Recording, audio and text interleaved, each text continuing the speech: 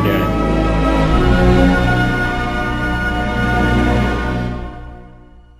మరియు నీవు 10 తెరలతో ఒక మందిరమును చేయవలెను. నీల ధూమ్ర రక్తవర్ణములు గల పేనిన సన్నపు నారతో వాటిని చిత్రకారుని పని అయిన కెరూబులు గల వాటినిగా చేయవలెను. ప్రతి తెర పొడుగు 28 మూరలు, ప్రతి తెర వెడల్పు 4 మూరలు. ఆ తెరలన్నిటికీ ఒకటే కొలత. 5 తెరలను ఒకదానితో ఒకటి కూర్పవలెను. మిగిలిన 5 తెరలను ఒకదానితో ఒకటి కూర్పవలెను. తెరల కూర్పు చివరను మొదటి తెర అంచున నీలి నూలుతో కొలుకులను చేయవలెను. రెండవ కూర్పు నందలి వెలుపలి తెర చివరను అట్లు చేయవలెను. ఒక తెరలో 50 కొలుకులను చేసి ఆ కొలుకలు ఒకదానినొకటి తగులుకొన్నట్లు ఆ రెండవ కూర్పు నందలి తెర అంచున 50 కొలుకులను చేయవలెను. మరియు 50 బంగారు గుండీలను చేసి ఆ గుండీల చేత ఆ తెరలను ఒకదానితో ఒకటి కూర్పవలెను. అది ఒకటే మందిరమగును. మరియు మందిరము పైని గుడారముగా మేక వెంట్రుకలతో తెరలు చేయవలెను. 11 తెరలను చేయవలెను. ప్రతి తెర పొడుగు 30 మూరలు, వెడల్పు 4 మూరలు. 11 తెరల కొలత ఒక్కటే. 5 తెరలను ఒకటిగాను 6 తెరలను ఒకటిగాను ఒకదానికొకటి కూర్పవలెను. 6వ తెరను గుడారపు ఎదుటి భాగమున మడవవలెను.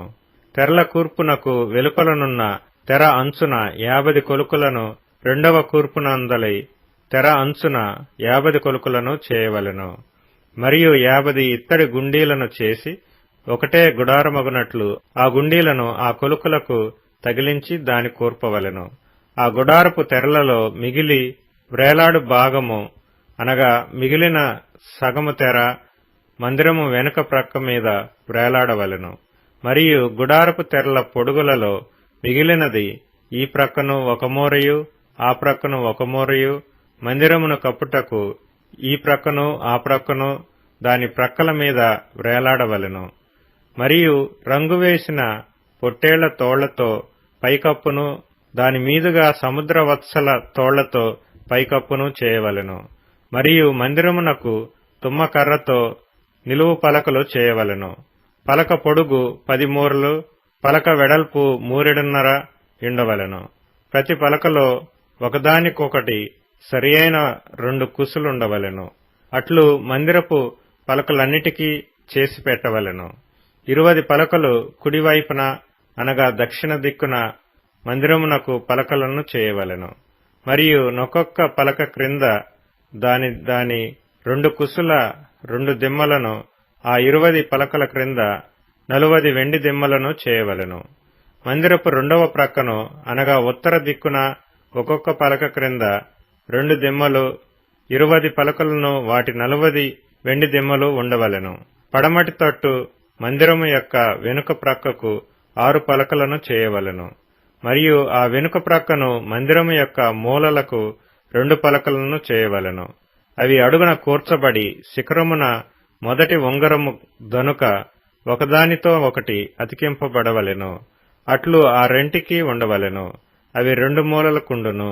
పలకలు 8, వాటి వెండి దిమ్మలు 16, ఒక్కొక్క పలక క్రింద 2 దిమ్మలుండవలెను. తుమ్మకర్రతో అడ్డకర్రలను చేయవలెను. మందిరము యొక్క ఒక ప్రక్క పలకలకు 5 అడ్డకర్రలను, మందిరము యొక్క రెండవ ప్రక్క పలకలకు 5 అడ్డకర్రలను, పడమటి వైపున మందిరము యొక్క ప్రక్క పలకలకు 5 అడ్డకర్రలను ఉండవలెను. ఆ పలకల మధ్య నుండి నడిమి అడ్డకర్ర ఈ కొస నుండి ఆ కొస వరకు చేరి ఉండవలెను. ఆ పలకలకు బంగారు రేకును పొదిగించి వాటి అడ్డకర్రలుండు వాటి ఉంగరములను బంగారుతో చేసి అడ్డకర్రలకును బంగారు రేకును పొదిగింపవలెను. అప్పుడు కొండ మీద నీకు కనపరచబడిన దాని పోలిక చొప్పున మందిరమును నిలువబెట్టవలెను. మరియు నీవు నీల ధూమ్ర రక్తవర్ణములు గల ఒక అడ్డతెరను పేనిన సన్న నారతో చేయవలెను. అది చిత్రకారుని పని అయిన కెరూబులు గలదిగా చేయవలెను. తుమ్మకర్రతో చేయబడి బంగారు రేకు పొదిగిన 4 స్తంభముల మీద దాని చేయవలెను. దాని వంకులు బంగారువి, వాటి దిమ్మలు వెండివి.